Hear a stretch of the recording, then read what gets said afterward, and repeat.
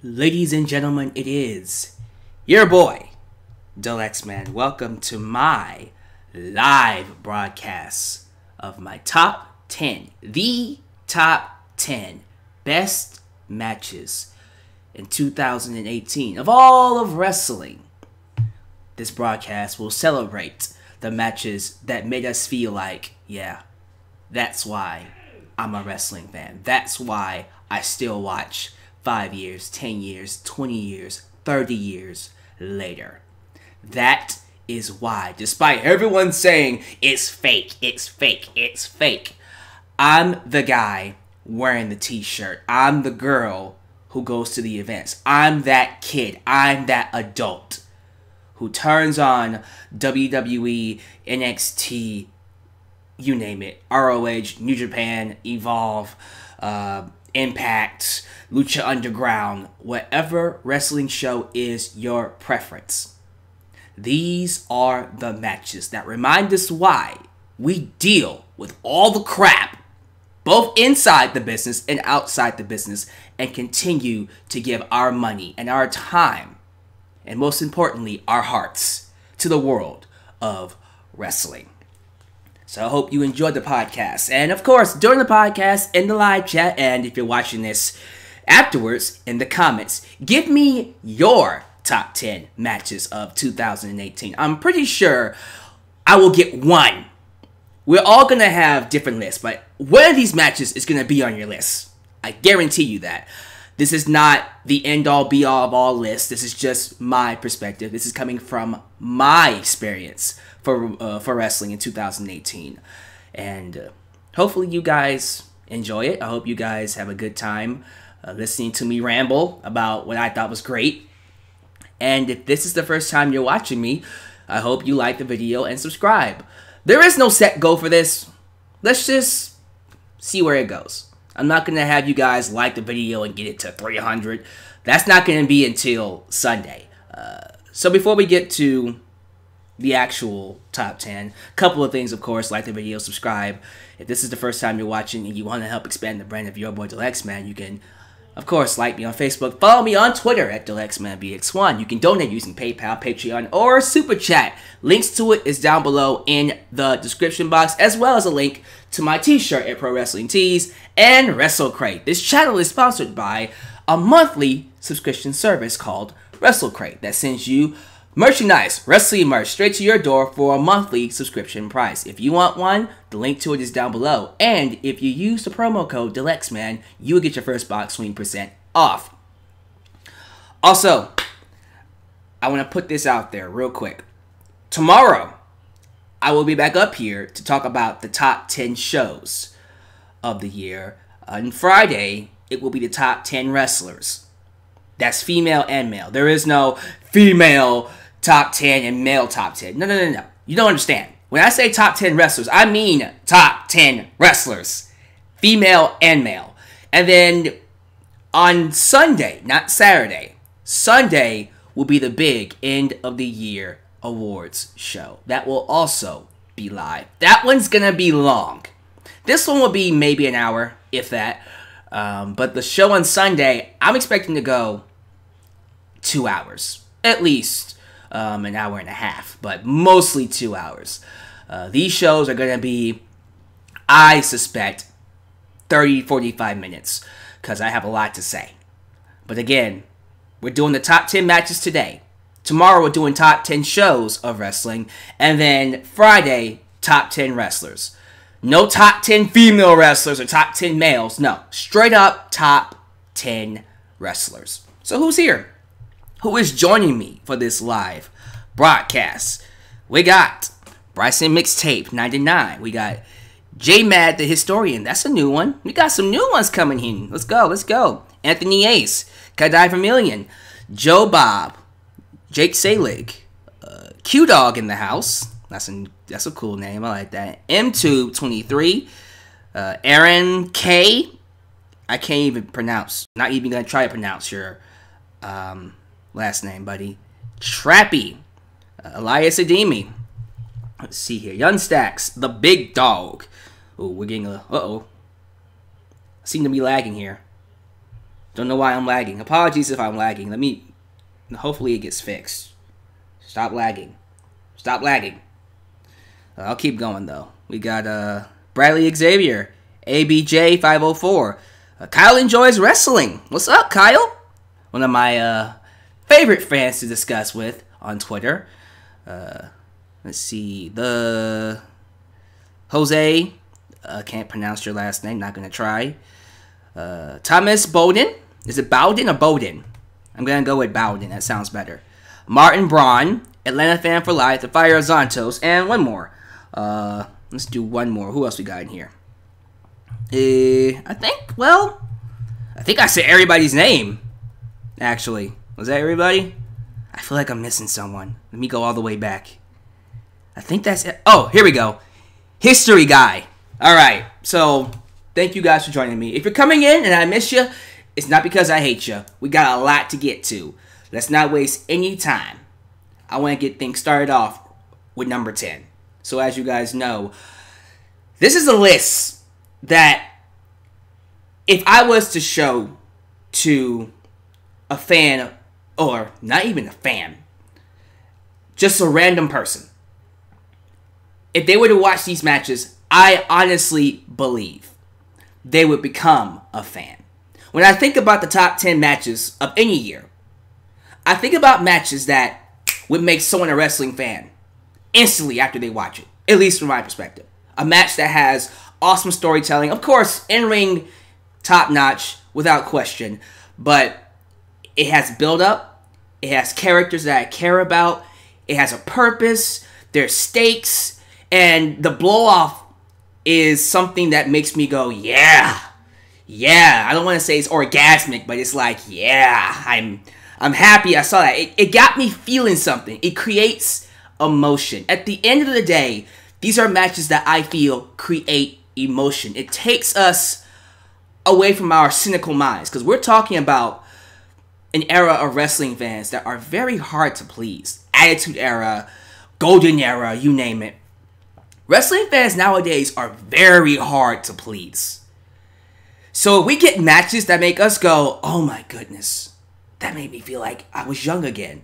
That made me feel like, yeah, this is why I'm a wrestling fan. It's a big, big deal. So let's get to it with number 10. And, oh, be forewarned, if you are a WWE fan, only one match made the list. And when I say WWE, I mean main roster. NXT is still WWE, but not really. Only one match from the main roster of WWE made the list. And it barely, and I mean barely, made the list. It's coming in at number 10, as a matter of fact. This was not a good year for WWE. In terms of the main roster, almost every single pay-per-view was lackluster. Almost. Except for what? Maybe 2 or 3. What, Hell in a Cell? Survivor Series? I think that's about it. WrestleMania was alright. Wasn't spectacular. It was just alright. It was decent. Yeah, that's about it. Every other pay-per-view was very forgettable. Not a good year for main roster. However, it was a spectacular year for a certain show called 205.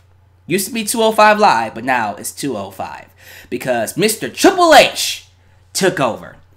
And because of him taking over and bringing the Cruiserweights back to prominence, what they were in 2016, we got number 10 on my list. And number 10 on my list is the no disqualification match between Buddy Murphy and Mustafa Ali. I believe it was in July. Let me get the actual date. This match was held in, July 3rd of 2018. So as you guys know, Buddy Murphy, the best kept secret, who honestly was one of the breakout stars of 2018. You might see him again in my award ceremony. You know, he had a series of matches with Mustafa Ali, who also had a breakout year. They first clashed in that Cruiserweight Championship tournament.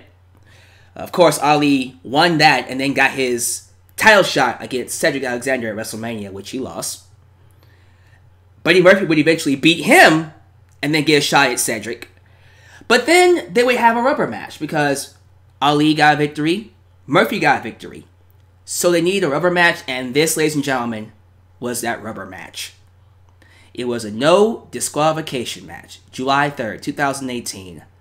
And my goodness, when I tell you these two had an instant classic, I could just show you the highlights, and you would instantly want to go see this match. Matter of fact, do me a favor. If you haven't seen this match, go ahead and pause the video. Type in Buddy Murphy versus Mustafa Ali, no DQ, on YouTube. Watch the highlights. The first video that you see with highlights, watch it. I'll wait. Isn't it awesome? Yeah. Bet you want to go watch the match now, don't ya? It is every bit as awesome as the highlights say it is. Instant classic. Matter of fact, every match on this list got an A+ for me. This is one of the best matches I've ever seen from WWE this year. Matter of fact, I think it is, like, in terms of main roster, and this really isn't main roster, but it's the closest thing to main roster we got. It's the only WWE match, main roster-wise, on the list, so it is the best match.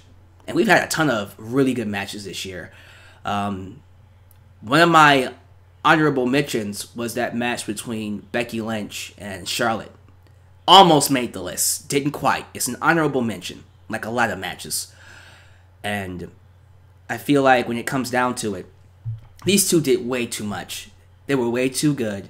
Using steel steps, a freaking Spanish fly off the barricade onto a table. All those sick bumps that Buddy Murphy took, landing on his head. I can't explain this anymore.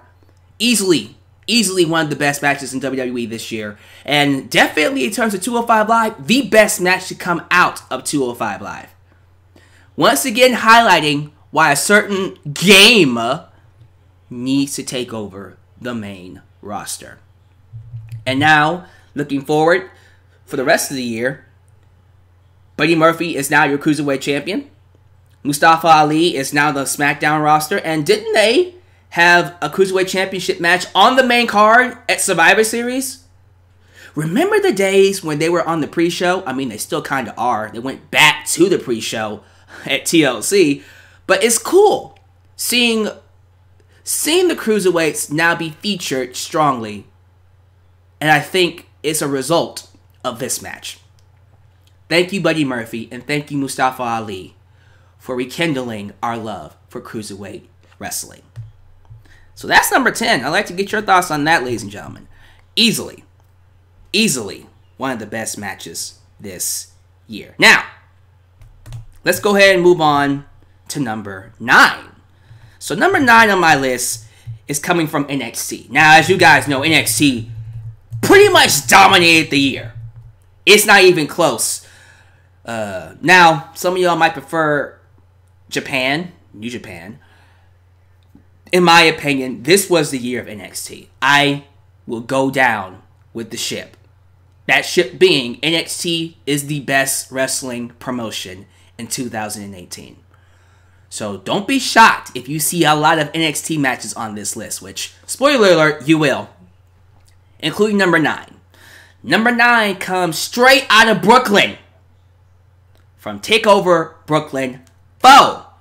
It is the North American Championship match between Ricochet and, say it with me, Adam Cole, baby!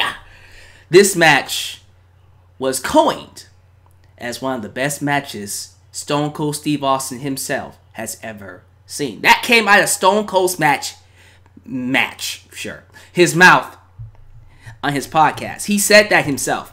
He dubbed this match one of the best matches he's seen in years. When Stone Cold Steve Austin, who is arguably top 5 greatest of all time, is saying that was one of the best matches I've seen in years, you did something, buddy. Y'all did something.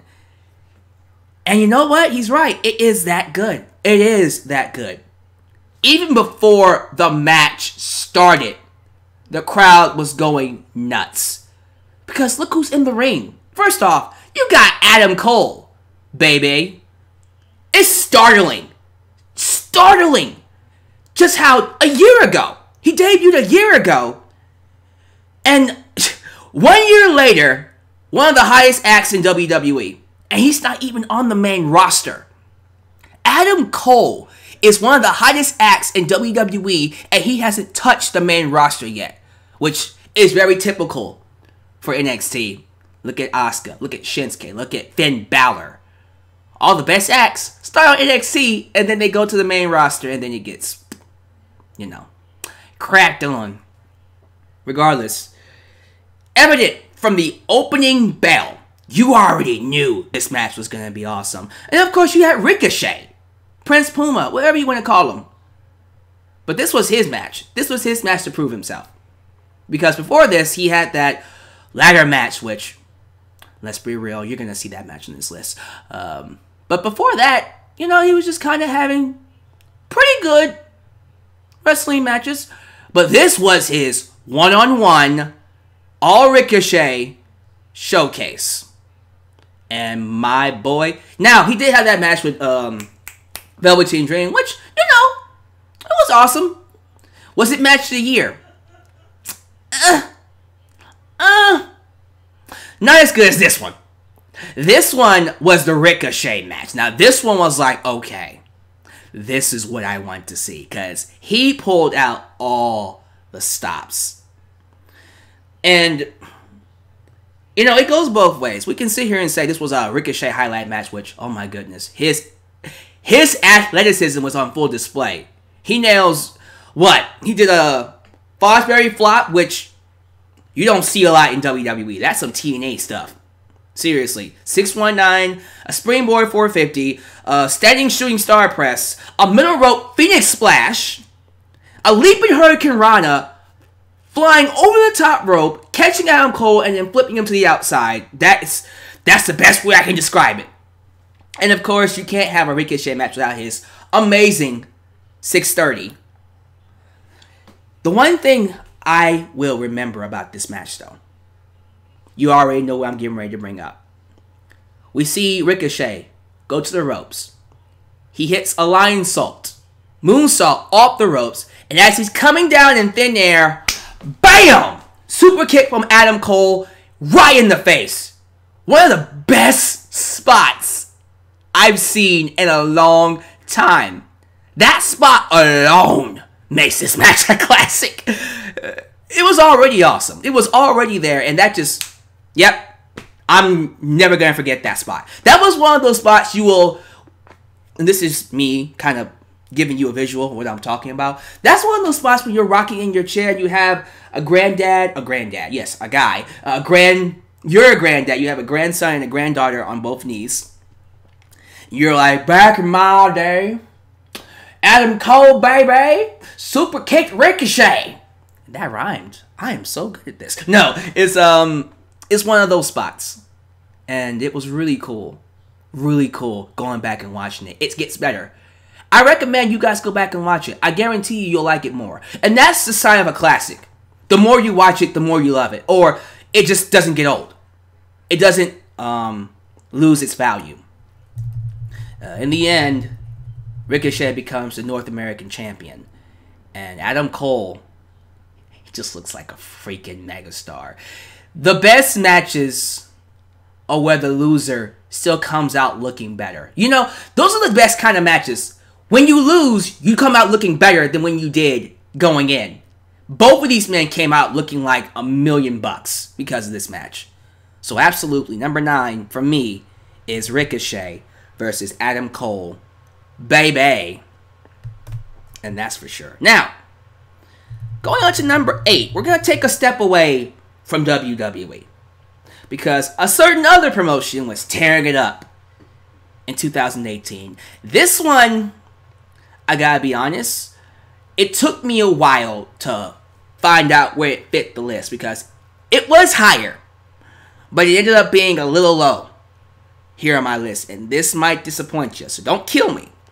But number 8 on my list comes from New Japan Pro Wrestling's Strong Style Evolved 2018. That is Golden Lovers, that's Kota Ibushi, and Kenny Omega taking on the Young Bucks, Matt and Nick Jackson.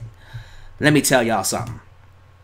Considered as two of the best tag teams, or at least talented tag teams today, you already knew the moment this match was announced, it was going to be something special. And the crazy thing is, it was held here in the States. It was a New Japan show, but it was held here in the States. So you already know how special this is. It played off this growing divide between the Bullet Club members. Cody Rhodes just joined the group and he wanted to be the leader. And so you either had people seeing Cody as the leader or seeing Kenny as the leader, and it was splitting the team up. And we saw that drama play out in this match. We also saw the reunion of the Golden Lovers, Kota Ibushi and Kenny Omega, earlier on that year. And I gotta be real, I'm not sure if this is the best tag team match in the last decade or so, but I'm pretty sure it is one of the most emotional tag team matches I've seen in a while. There was a moment where Nick Jackson was perched on the top rope, and Omega and Ibushi had him at their mercy. Omega was going to slam him through a table with the one-wing angel, but then he stood up, right? And he's all like, man, I can't do it. I can't do it. I can't do it. He's my brother in arms. I can't do it. And then while he was standing up, like literally second-guessing himself, he was going to drop him. He's going to put him down. Freaking Matt grabbed his head and said, do it. Do it. Do it. And those kind of moments make me go, yes. Yes, I'm feeling something. I'm feeling emotion. They take you out of this cynical mentality of it being spot festy, it being scripted, it being, planned out. And it puts you in their world. And I love that. That was so cool. I just also love how at the end of it, Kota Ibushi and Kenny Omega end up winning after beating the crap out of one another. This was an excellent match through and through. Matt and Nick, reconcile. That was really cool. Now, of course, I think, who was it? Is this the night when Cody Rhodes comes out and was like, I'm gonna interrupt? Nah, never mind. I don't know if that was the case, but yeah, man, it was a very emotional match. Easily one of the best tag matches I've seen all year. And I say in the last few decades, I can't really go back and think of any match, tag team wise, by the way, that I've seen that was just as good as this. And NXT had another tag match again. Guys, NXT had a great year. Now, this match is not on the list, though, but NXT had another tag match that I almost put on the list, and that was Undisputed Era versus Mustache Mountain. The one I'm talking about is the one at the UK show. They also had, one at NXT TakeOver Brooklyn, and, of course, the one on NXT was at July 11th. All three of those matches, amazing. Just awesome, fantastic matches.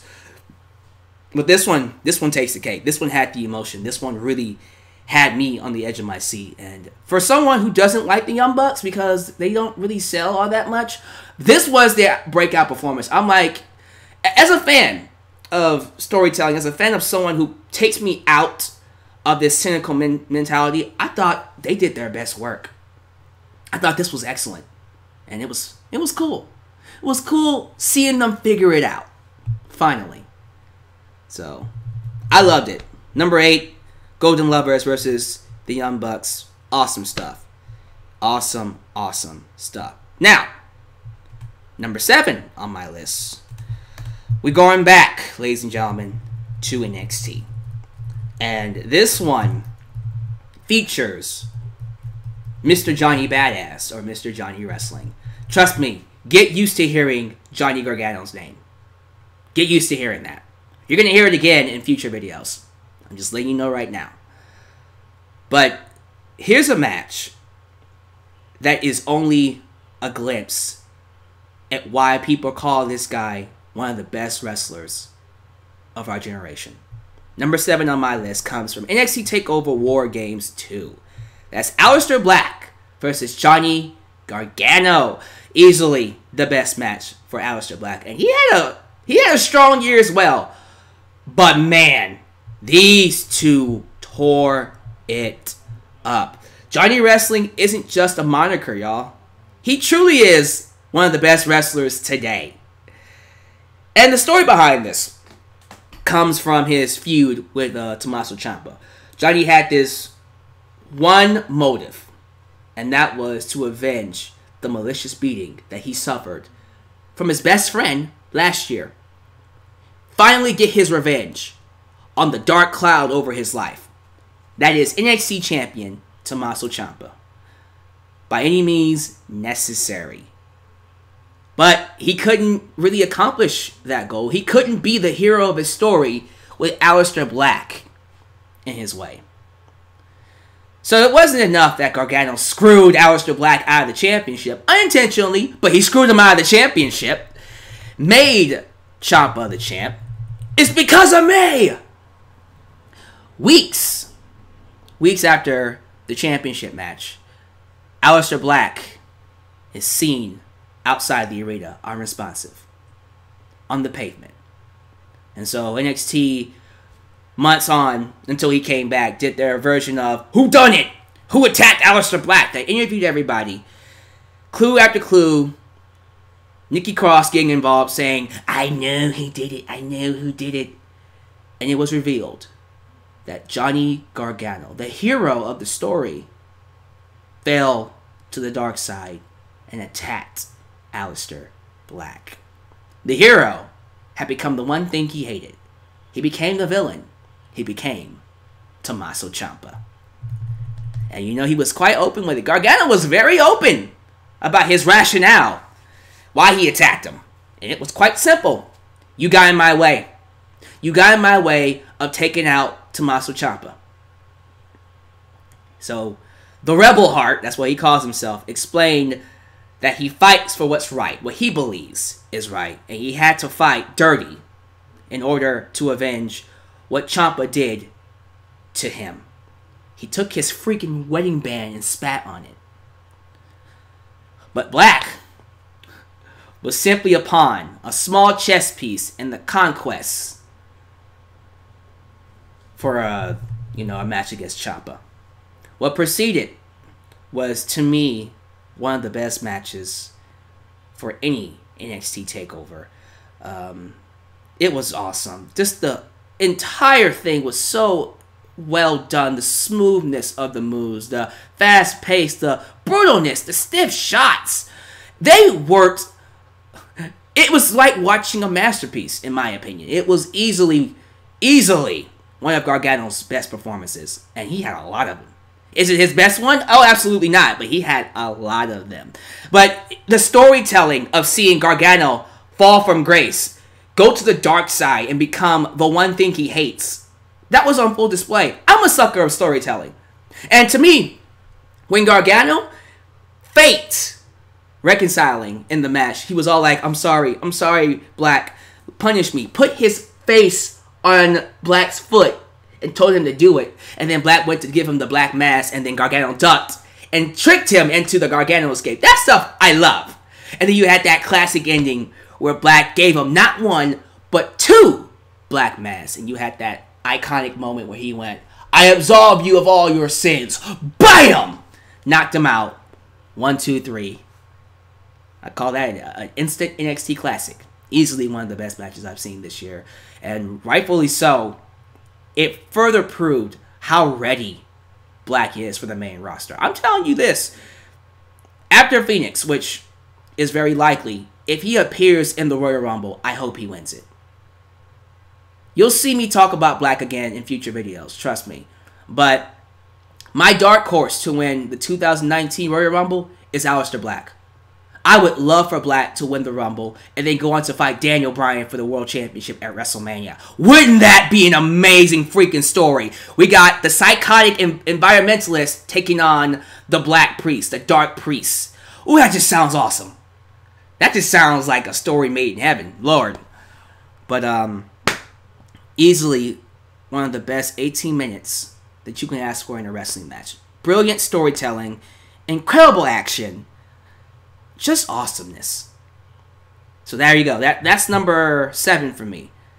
For number 6, we go back to New Japan. We're just going back and forth between NXT and Japan here. And get used to that. I'm sorry.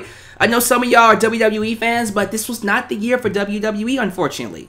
I don't think it was. I don't think they did a good job at all. That's just my opinion. But, let's go ahead and go to number 6.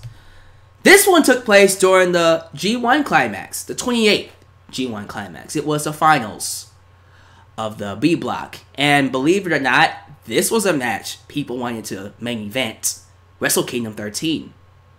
We're not going to get that match, unfortunately. But you know what? We got it here.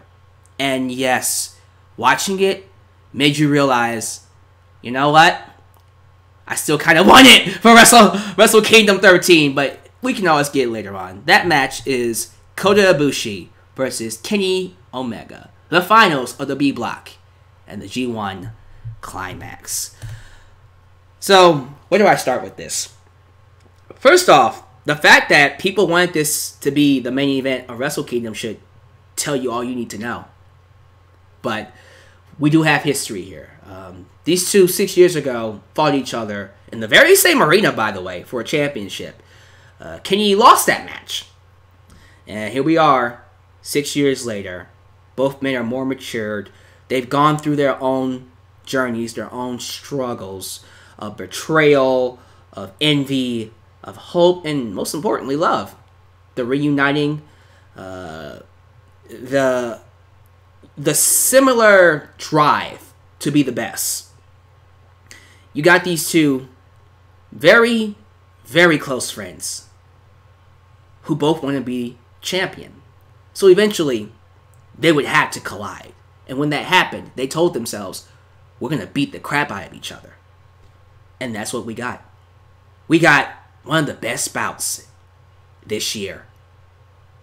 Now, when they said that they were going to beat the crap out of each other, that wasn't just them, I'm just saying that to sell a match. No. They beat the crap, the living piss out of each other in this match. They were not kidding around. There was a spot where Kenny dropped Kota on his head.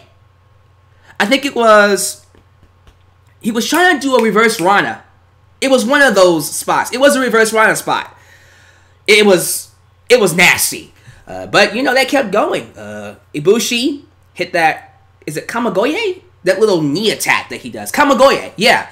He hit that and Omega kicked out of it. Of course he did, because that's Omega. Omega is the king of kickouts. But, it's one of those things where you expected it. You expected it to happen because that's how the drama goes. The real near fall was the one where Kota Ibushi kicked out of the one-winged angel, which, let's call it like it is, no one, and I mean no one, has ever kicked out of that move except for Kota Ibushi. He is the only one, the first and only one to kick out of that move.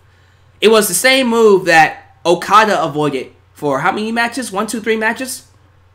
Well, 2 matches. And then the third match where Omega hit it, that's the one where Okada lost, and then the 4th match he lost again.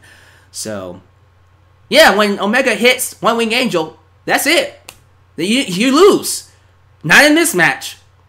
So when he kicked out, it was a big moment. It was easily one of the, oh my god moments of the year. Like, what the hell? He kicked out of the One Wing Angel? What am I watching? And no one has since kicked out of it. But as you know, it all comes down to the end. We see Kenny put Ibushi on the top rope. And Ibushi fights him off and delivers a crazy double stomp to the back of his head. Those moves where you get people on the back of their heads, those always scare me because those are dangerous. Shibata did this one headbutt to Okada, I think it was last year, as a matter of fact. Completely cracked his skull.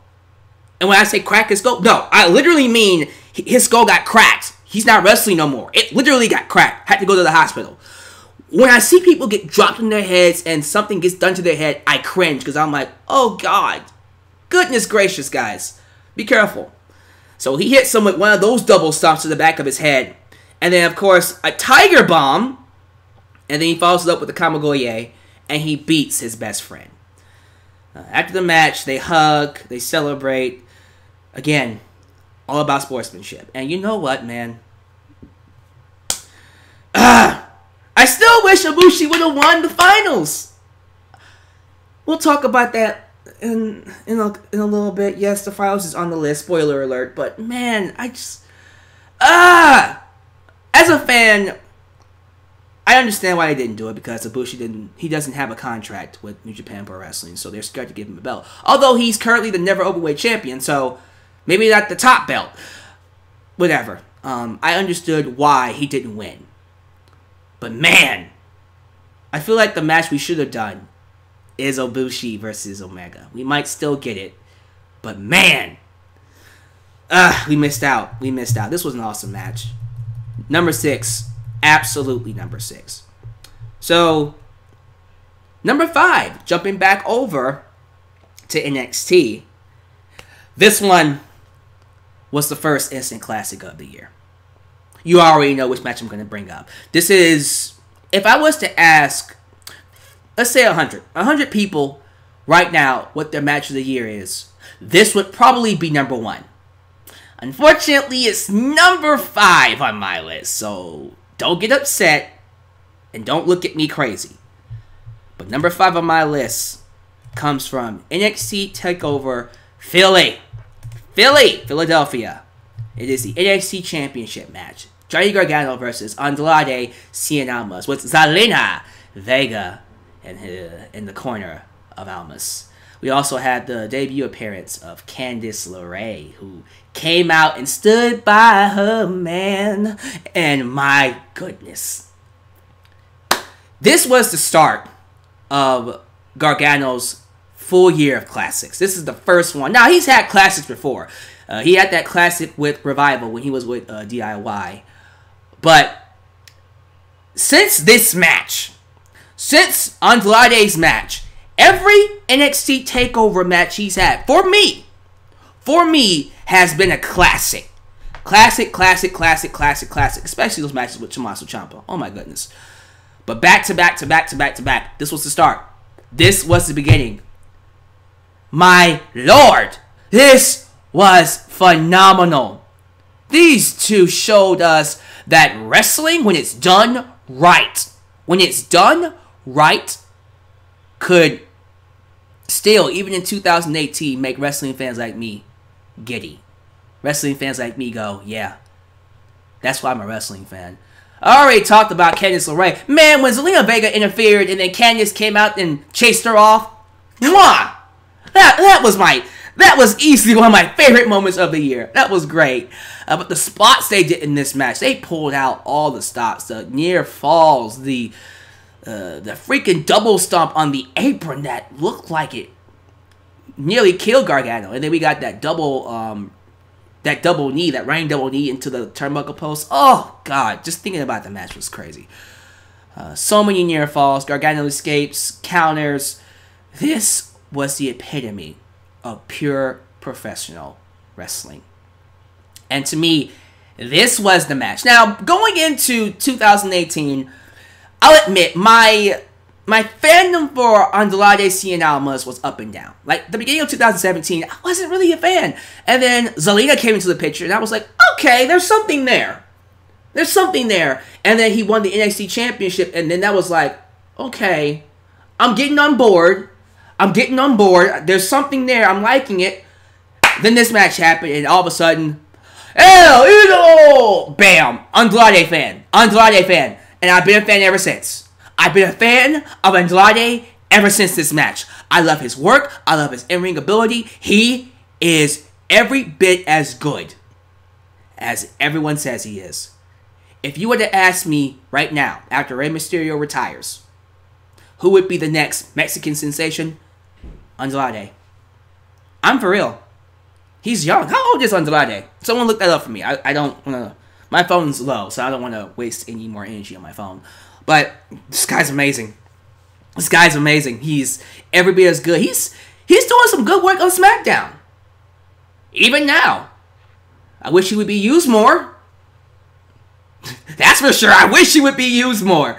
Come on, man. You have Rey Mysterio back, and I'm going off on a tangent here, but you have this guy who had this amazing classic with Gargano. He is now on the same roster as Rey Mysterio. What are we doing?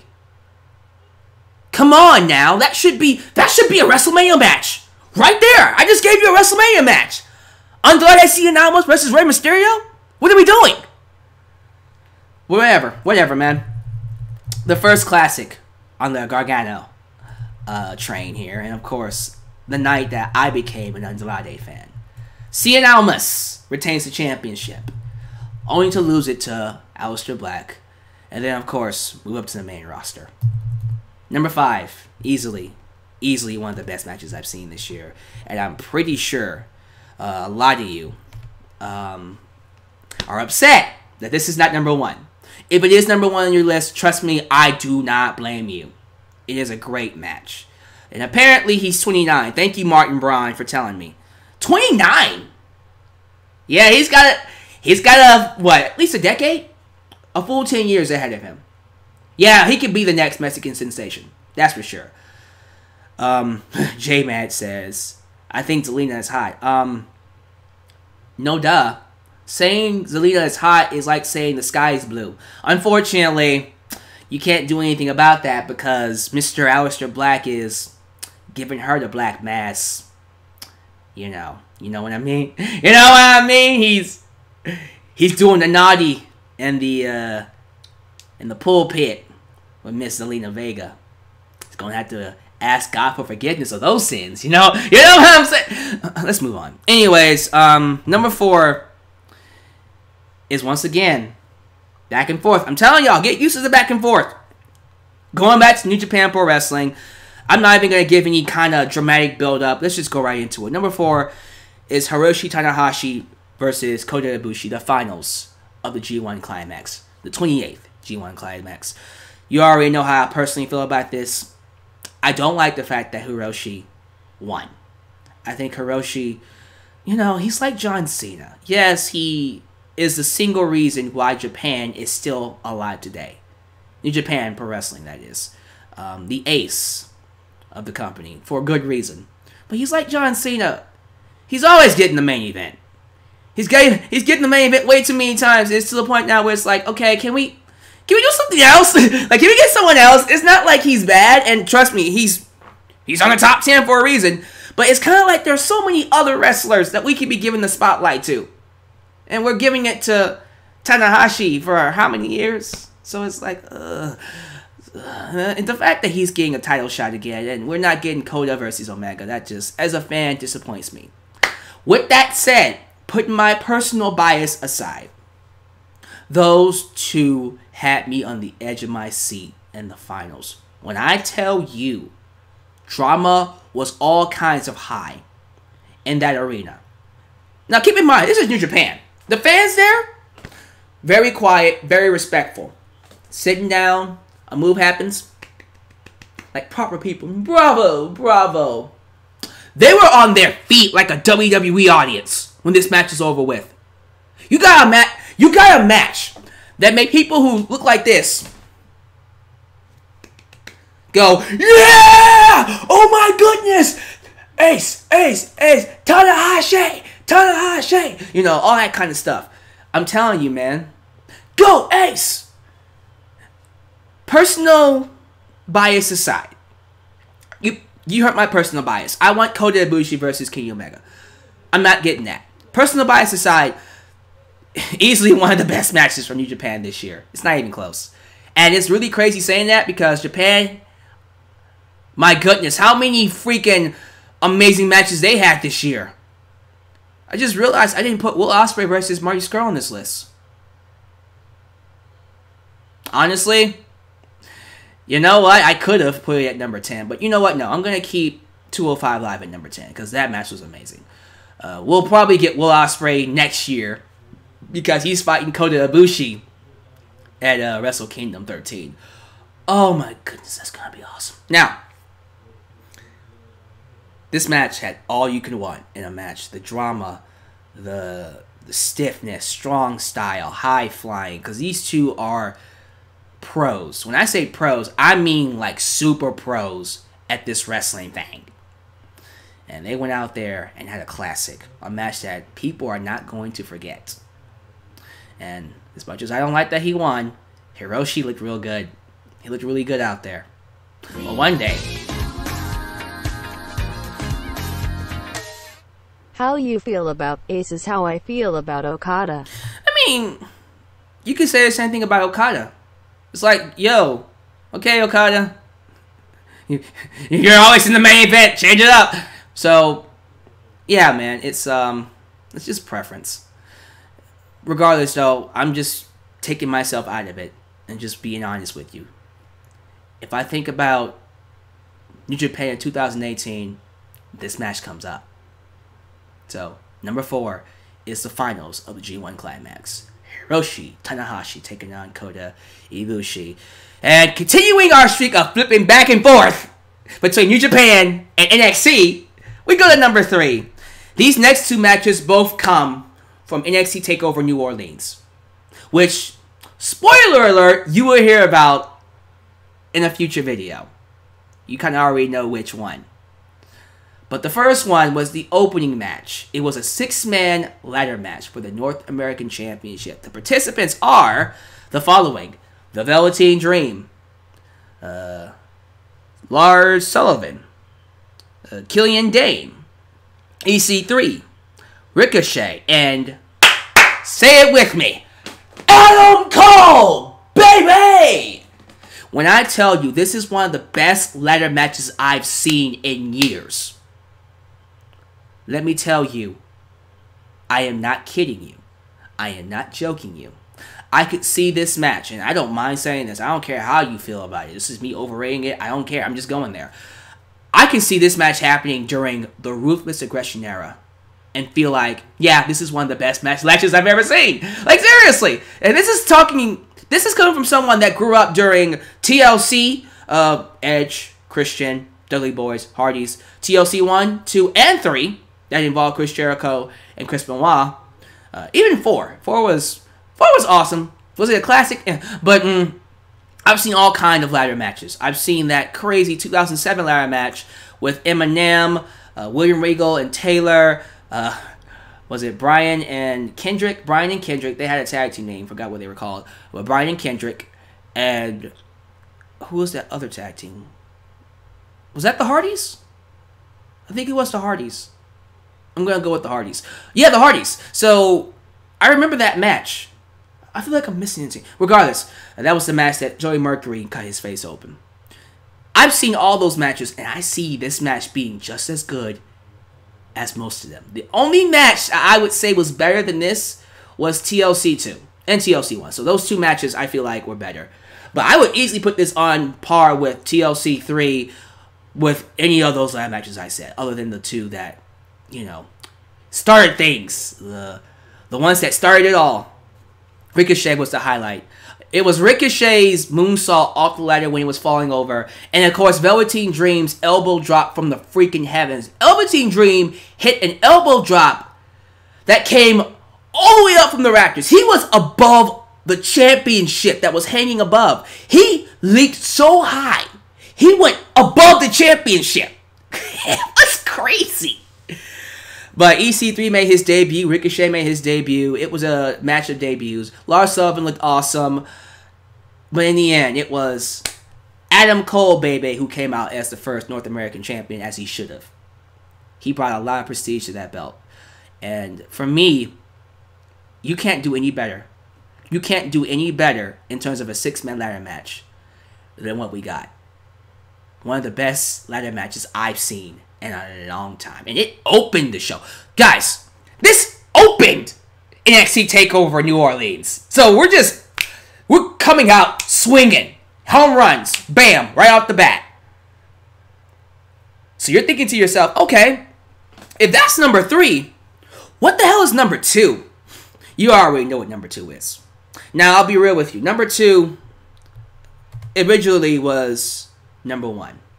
I went back and forth between number 1 and number 2. It was very hard picking out which one was going to be number 1. And I settled on this being number 2. But before we get to that, let me take a break real quick. Let me get something to drink. You guys give me a like check. How are my likes looking? How many likes do I have?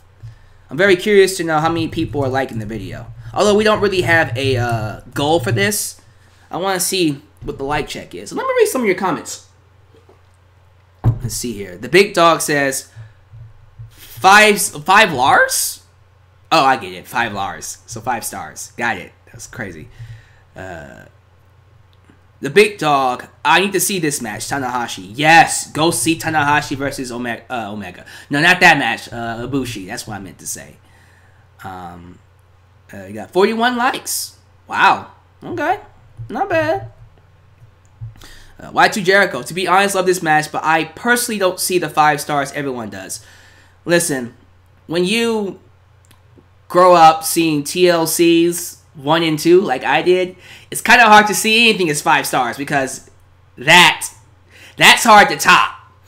But this, you know what? No, this is definitely one of the best matches I've seen in terms of ladder matches. The stuff they did in this match, no, there was not any blood. But you didn't need to have blood. It was that good. Let's see here. Alright. Rey Mysterio should pass the torch to Andrade. He better. That's for sure. We'll talk about the worst match of 2018 for my, of course, award show that's coming Sunday. That's the plan. Alright. So let's move on. Move on to number 2. Number 2 goes to a feud you will see in a future video. Johnny Gargano versus Tommaso Ciampa. So now you're thinking, which match? Which one was it? Was it the one at New Orleans? Was it the one at Chicago? The street fight? Was it the last man standing at Brooklyn?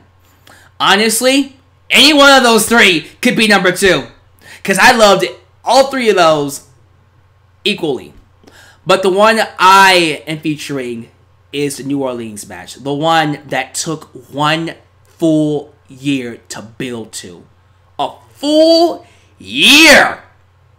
A full year to build to. Ever since Gargano got betrayed by Ciampa after he took a bullet. Not a literal bullet, but the wrestling equivalent of a bullet. A ladder to the face.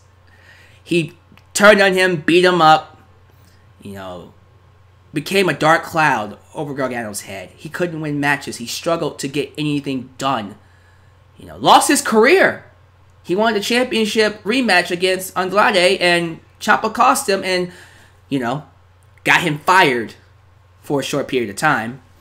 And during that time while he was gone, we saw Ciampa come out and get, oh my goodness, heel heat. Legitimate heel heat. A villain that people wanted to see get beat up. When was the last time you have a villain that we all know is amazing, is great at his job, but you want to see him get beat up? The Triple H's, the Mr. Perfects, the Ted DiBiase's. Those villains that they're good. They're great at what they do. And you love them because they're good at what they do. But every time they're on TV, you want to see them get hurt. Ciampa was that heel. He would come out and he would get nothing but boos. It was amazing. And he would get them all riled up in a frenzy. It was the perfect story for the hero that is Gargano. There was nothing they could have done to ruin this match. They made the match unsanctioned. The main event of New Orleans. And let me tell you something. The build-up was worth it. They brought back the greatest hits. I love the usage of the crutch. I love Gargano, towards the end of the match, trying to reconcile with Tommaso Ciampa, replaying what they did at the end of the Cruiserweight Classic, which was awesome. Them sitting down next to each other, them going for a hug, and then we see Tommaso Ciampa try to take his head off with the crutch, and then he misses and taps out to the Gargano escape with the crutch, which was mwah. But this was the epitome of the perfect wrestling match. I thought this easily. When you ask me, what is WWE's best match this year? This is WWE's best match. In all of WWE, this is WWE's best match. There isn't a single match better than this. This is it. At the end of the year, when WWE does their awards, if this is not number 1, it's BS. I don't care what number 2 is. I don't care what number 3 is. You can make a full list of main roster matches. This better be number 1. There isn't a single match this year that was better than Gargano and Tommaso Ciampa, in my opinion. The only match I might let slide, 2 matches I'll let slide, is Andrade, Cien, Almas, and Gargano. And of course, the ladder match. If it's not the 6-man ladder match or Cien versus Gargano, it's BS. It's BS. No, seriously, think about that. If WWE doesn't, they do their top 10 list and it's not Gargano and Almas, Gargano and Ciampa, or that 6-man ladder match, what the hell is it? Like, what the hell could it be at that point? You see what I'm saying? So, of course, easily the best match in WWE. By far. And there's no arguing, in my opinion, who, in my opinion, would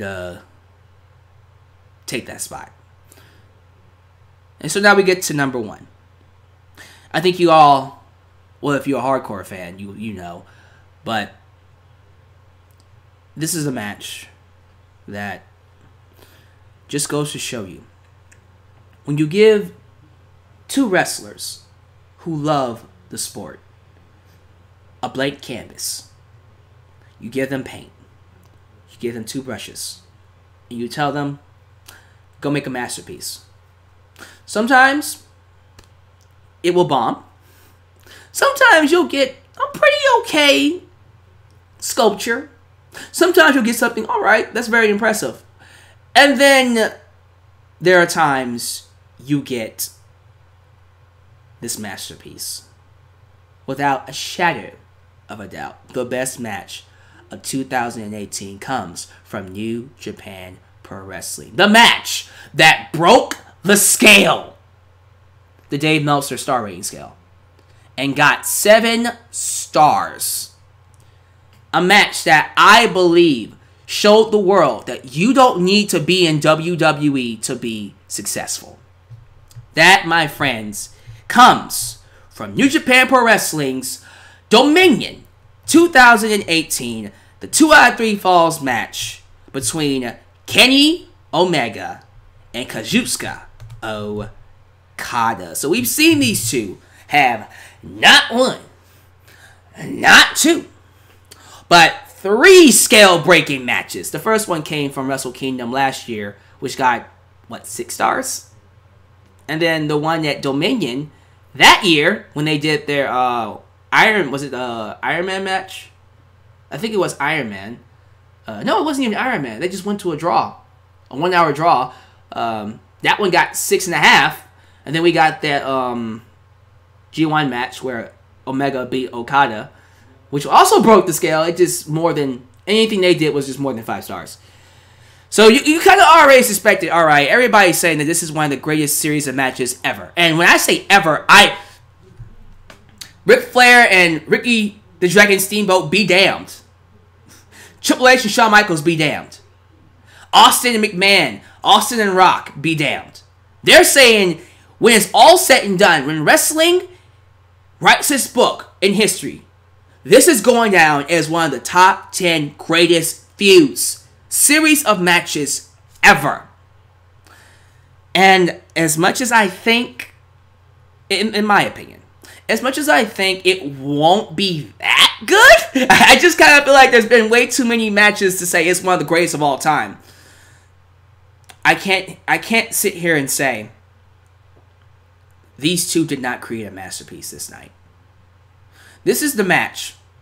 When it was all said and done, we pan over to the commentators, English and Japanese, and Japanese commentators, because they had dual languages. They were crying. You go to the audience, people were crying. Again, these aren't your WWE fans, which is, you know, we're always rowdy, we're always crying over the simplest stuff. These are, bravo, these are Japanese fans. They are quiet. They are attentive to everything you do. They went from bravo to, oh my goodness, this is the greatest thing I've ever seen. It was a sheer masterpiece. It was the night where, I mean, before then, we all kind of figured Kenny Omega was already seen as the best wrestler in the world. This just solidified it. This just made it This just made a fact. You know, we were saying it. We were giving him that moniker as, you know, just a moniker. This made a fact. This is like, yeah, that settles it. You are the best wrestler in the world, Kenny. Kenny, you are literally the best guy who does this thing called wrestling alive right now. And I still believe that. Kenny Omega could come to WWE right now and have a good match with Jinder Mahal. Do you know how hard that is? Do you understand how hard that is to have a good match with Jinder Mahal? Very hard.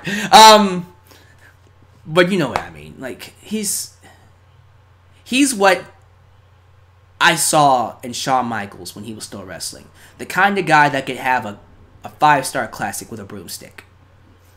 And Okada, I'm telling you, Okada has always been popular. He's always been someone that, you know, was well known in New Japan. But this series took Okada from just being great to legendary status. This is the kind of series that makes men legends. This is the kind of series that wrestling fans look to tell WWE, why aren't you doing this? This is the kind of series that takes the wrestling fan that's disgruntled with everything that's been going on in the last decade, and it makes them go, you know what? Let me give this wrestling thing another shot. This is the kind of series that if you are not a wrestling fan, you're not someone that thinks wrestling is all that good, you watch it and you go, you know what? Maybe it's not so bad after all. And all I gotta do is say thank you. Thank you. Thank you, Kenny Omega. Thank you, Kazuchika Okada. In a year where pretty much everything outside of WWE was amazing. Lucha Underground, 205, NXT, New Japan, Impact. We'll talk about Impact in a future video, trust me. Everything outside of WWE basically was cooking. There was one match, when the year's all said and done, that fans will look back on and go, that's why I'm a wrestling fan. It was this. Omega versus Okada. And the one thing I can say about this, since he's champion right now, as he should be, the one thing I don't want is for him not to be able to create masterpieces like this. If Kenny Omega goes to WWE, and I'm saying this right now, Kenny, if you go to WWE, they better do you right. I don't want to hear anything. I don't want to hear anything about some, well, it's for the money. No. Because we've all seen you do your thing here on the indie circuit and make just as much money, if not more, not being in WWE. We live in an era now, you don't need to be in WWE. Hell, didn't New Japan and ROH sell out Madison Square Garden the weekend of WrestleMania? That's all you need to know. We are at a time and place now where Madison Square Garden can be sold out by New Japan and ROH. Thanks to people like Kenny Omega and Okada. You don't need to be in WWE anymore. And if you are, they better be giving you the respect that you deserve, or you're just not going to go. After seeing this match, I hope he never goes. But anyways, thank you guys. That's my top 10 list. I hope you guys enjoyed that. I'm going to spend a couple of minutes talking to y'all because I want to get your thoughts. So, how long did I go? Oh, shoot. An hour. Not bad. Okay. An hour is good enough. What y'all feel like? How'd y'all feel about the list? Tell me some matches that didn't make the list.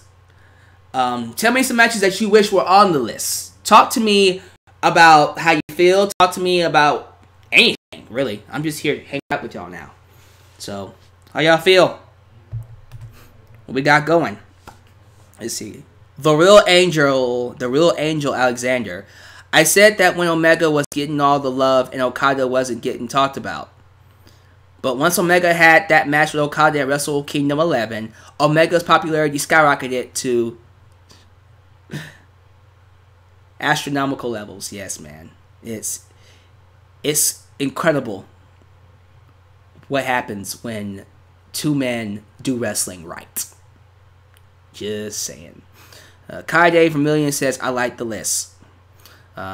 Jake Cora says, how do I feel about Velveteen Dream and Tommaso Ciampa? Which was my favorite match of NXT TakeOver War Games 2, and it didn't make the list. It almost did.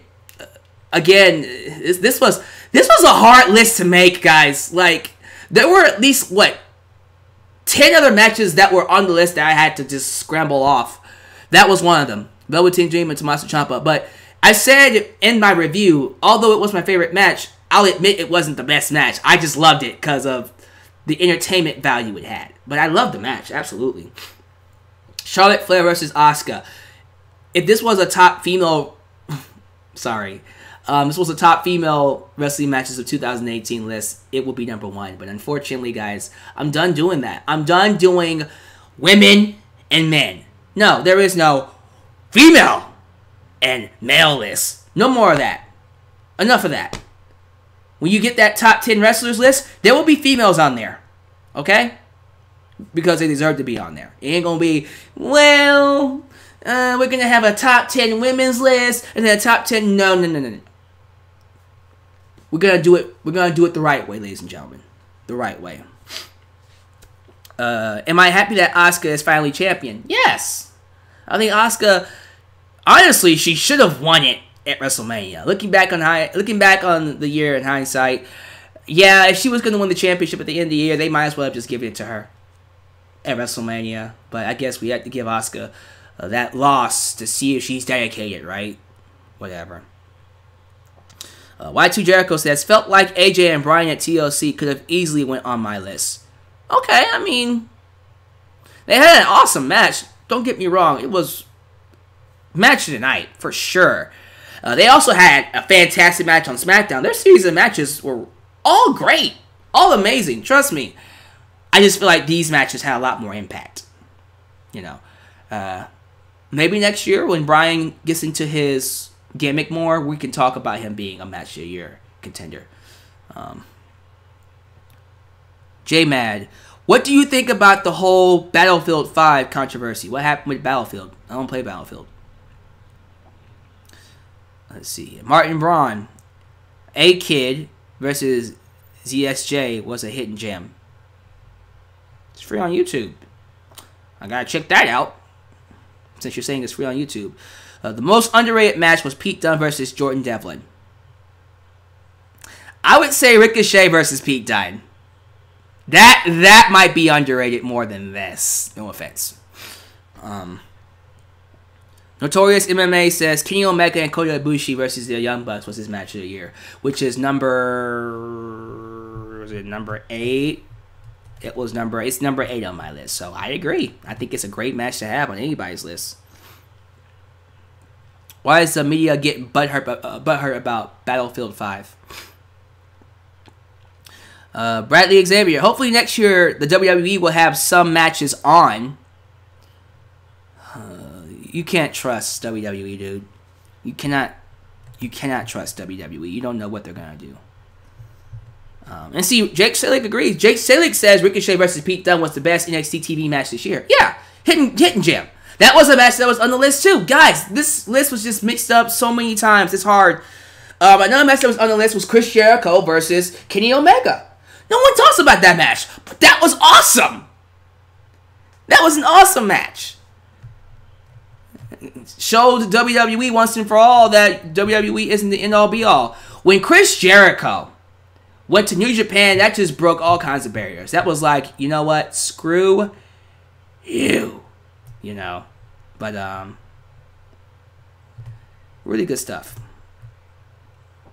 So, top match of for me is Omega versus Okada. And number 2 coming in second is Gargano versus Tommaso Ciampa from NXT Takeover New Orleans. So, I think that's going to be it for me. Thank you guys for watching. Thoughts down below. Give me your top 10. As soon as this is over, here's what I want you guys to do. First off, like the video. Hashtag I watched it all. I want all of you in the comments when this is up to post your top 10. You can explain why. You don't have to explain why. You can wait for the video to go up or just wait for this to end and then go right to the comments and post your top 10. I want to know. I really want to know what everyone's top 10 matches of the year are. I encourage you to post your top 10. So thank you guys for watching. I will see you tomorrow for the top 10 wrestling shows of 2018. And then Friday will be top 10 wrestlers. And then Sunday is a big award show. So, I love you. This is your boy, Dual X-Men signing off. Check out my Royal Rumble review series. Dealt with We Are Pro Wrestling. Episodes 1 through 3 are up. That's Rumble's 1998 to 1990. They're already up. Watch them. Check them out. And I'll see you tomorrow for my live broadcast and episode 4. I'm out of here. You guys have a great day and happy holidays. See you guys later. And peace.